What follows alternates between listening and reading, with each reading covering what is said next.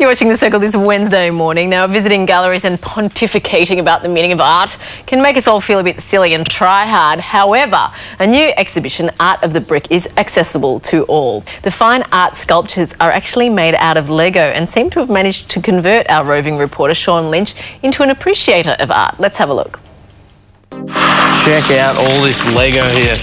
When I was like 5 years old, basically the best I could do with Lego was make stuff like this. Not very impressive. Turns out if I had to put a bit more effort into it, I could have made something a little bit bigger and a little bit more artistic. The Art of Brick exhibition is the creation of New York artist Nathan Sawaya. It's been seen by millions of people in the US, and tomorrow is the Australian opening. When I was at university, I only lasted about 3 weeks in my art course. What's the best way to sort of talk arty about something like this? The idea is to take this toy, Lego bricks, and really take it in a whole new direction, and that's into the fine art world. And so the best way to do that, for me, was to put my emotion into it, and this is what came out. You see this figure opening himself up to the world, tearing himself apart as bricks spill out.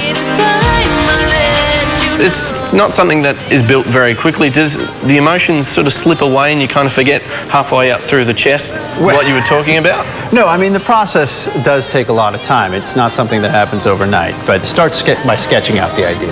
Sketch out some ideas of what it could possibly look like, get an idea in my head of what the finished piece is going to be, and then I hang on to that. This took months and months before I got the final piece to where I wanted it to be. What brings you to make your art with Lego? Because it's an unusual choice as well. It's something that people might not be aware is art. Well, you know, I had played around with other media. I'd worked with clay, I'd worked with wire, I did a series of sculptures out of candy. But then one day I just challenged myself and said, what could I do with this toy from my childhood? So I dug it out of the closet and started creating large-scale sculpture out of Lego bricks.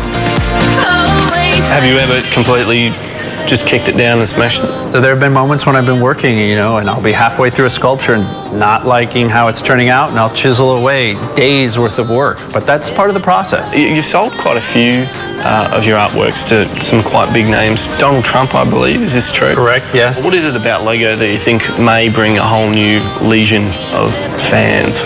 Well, I think because people are familiar with Lego as a toy, we're seeing, you know, families come into the art gallery, the art museums, exhibitions like here at Federation Square, where they see the artwork and they're drawn in because they're familiar with it as this toy they have at home.